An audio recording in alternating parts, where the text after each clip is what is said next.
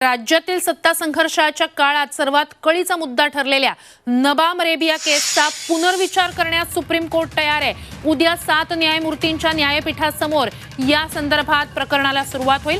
ठाकरे गटाने तेव्हा हे प्रकरण 7 न्यायमूर्तींच्या बेंचकडे जावं ही विनंती केली होती। थेट अधिकची माहिती आपले प्रतिनिधी रामराजे शिंदे दिल्लीतून त्यांच्याकडून घेऊया। नेमकं रामराजे काय म्हटलेलं आहे कोर्टानं, स्पष्ट सविस्तर सांगा। बिल्कुल, नबाब रेबिया प्रकरण जे आहे ते पुन्हा एकदा आता सुप्रीम कोर्टाच्या समोर आलेलं आहे आणि त्या संदर्भामध्ये आता इथून पुढे सुद्धा युक्तिवाद होणार आहे। आपल्यासोबत आहेत ॲडव्होकेट सिद्धार्थ शिंदे जी। दोन महत्त्वाचे मुद्दे आहेत सिद्धार्थजी। एक तर की नबाब रेबिया केस जी आहे ती आता रेग्युलर सुनावणीसाठी घेतली जाणार आहे का आणि त्याचा महाराष्ट्रावर काय परिणाम होणार आहे, आणि दुसरा मुद्दा म्हणजे की आज जी सुनावणी होणार होती शिवसेनेच्या चिन्ह आणि पक्षाच्या संदर्भामध्ये, जे की निवडणूक आयोगाच्या विरोधामध्ये उद्धव ठाकरे इथे आले होते, त्याचं काय?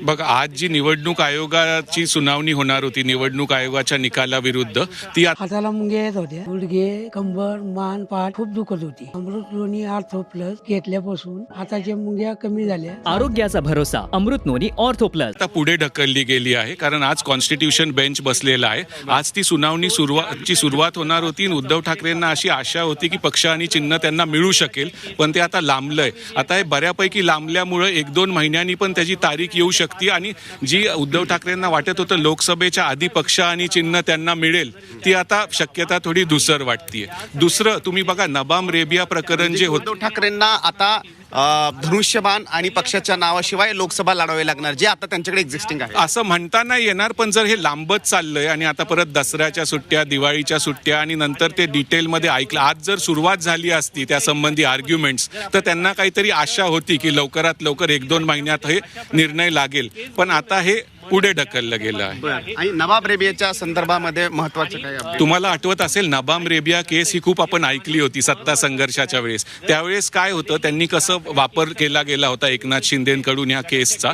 जर एकाही आमदारांनी अध्यक्षांविरुद्ध अविश्वास प्रस्ताव दाखल केला तर अध्यक्ष अपात्रतेबद्दल निर्णय घेऊ शकत नाही, तर त्याचा वापर झाला होता त्यावेळेस। आणि मग सुप्रीम कोर्टाने हस्तक्षेप केला, ते पुढे झालं आणि उद्धव ठाकरेंची खुर्ची नबाम रेबियामुळे उद्धव ठाकरेंना त्यांची खुर्ची गमवावी लागली होती। त्यावेळेस उद्धव ठाकरेंचा प्रयत्न होता की हे 7 जजेसकडे पाठवावं, पण त्यावेळेस सुप्रीम कोर्टाने ते नकार दिला। पण जेव्हा 11 मेला सुप्रीम कोर्टाने पूर्ण जजमेंट दिलं, त्यावेळेस त्यांनी सांगितलं की आता आम्ही नबाम रेबिया हे 7 जजेसकडे पाठवतो। तर आता 5 महिन्यानंतर उद्या 7 जजेस समोर नबाम रेबिया हे प्रकरण लिस्टेड आहे।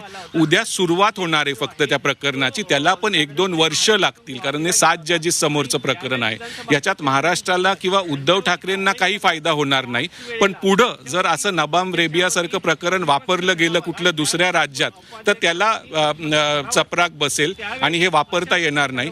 नबाम रेबिया ही 2016ची जजमेंट होती, तर 2016ची ती कॉन्स्टिट्यूशन बेंच 5 जजची जजमेंट होती। आता ती उलटवायची असली, आता सुप्रीम कोर्टाला वाटते की ती चुकीची जजमेंट होती, तर त्याला 7 जजेस लागतील, तर ते 7 जजेस उद्या बसणार आहेत।